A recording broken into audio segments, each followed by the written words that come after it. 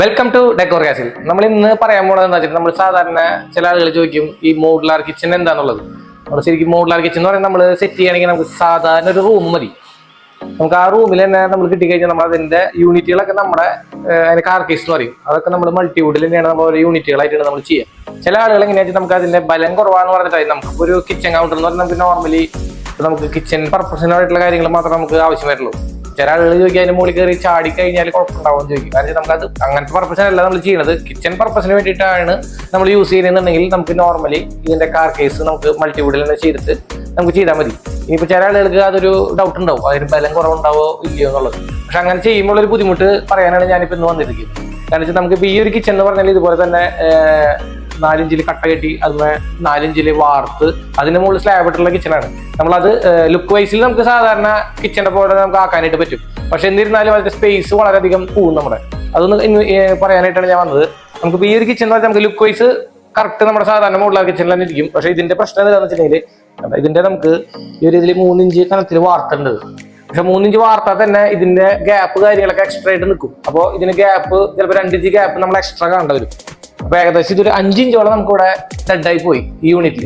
പിന്നെ നമുക്ക് ആകെ നമ്മുടെ മൊത്തം ഹൈറ്റ് എന്ന് പറഞ്ഞാൽ 80 സെന്റിമീറ്റർ ആണ് നമ്മുടെ ഇതിൽ വരാം. അതിലിപ്പോ നമുക്ക് ഏകദേശം ഒരു 170 സെന്റിമീറ്റർ ഇവിടെ നമുക്ക് വേസ്റ്റ് ആയി. ബാക്കി അടിയിൽ സ്കട്ടിങ് കാര്യങ്ങൾ വരും ഒരു 10 സെന്റിമീറ്റർ. അതും നമ്മുടെ വേസ്റ്റ് ആയിട്ട് പോയി. അതെന്തായാലും നമുക്ക് സ്കട്ടിങ്ങിനായിട്ട് എന്തെങ്കിലും മാറ്റണം. പിന്നെ ബാക്കി വരുന്ന ആകെ ഒരു 60 സെന്റിമീറ്റർ ആണ് നമുക്ക് ഇവിടെ യൂസേജ് ആയിട്ട് കിട്ടും. അപ്പൊ ശരിക്കും പറഞ്ഞാൽ 20 സെന്റിമീറ്റർ താഴെ നമുക്കിവിടെ വേസ്റ്റ് ആയിട്ട് പോയി. അപ്പൊ നമുക്ക് അതാണ് നമ്മൾ ഇത് ഈ വാർത്തട്ടുള്ള ചെയ്യുമ്പോൾ ഒരു ബുദ്ധിമുട്ട്. അതുപോലെ തന്നെ ഇതിന്റെ സൈഡ് വശത്ത് കണ്ട ഇതുപോലെ നമ്മൾ 4 ഇഞ്ച് ഇവിടെ ബോർഡർ പോയി. അപ്പൊ അതിന് നമ്മൾ മൾട്ടി വെച്ച് പാനൽ ചെയ്ത് മൈക്കൊട്ടിച്ച് ഫിനിഷ് ചെയ്തേക്കാം. ഇതൊക്കെ നമുക്ക് ശരിക്കും പറഞ്ഞാൽ കിച്ചണിൽ നമുക്ക് വേസ്റ്റേജ് ആയിട്ട് പോകുന്ന ഏരിയകളാണ്.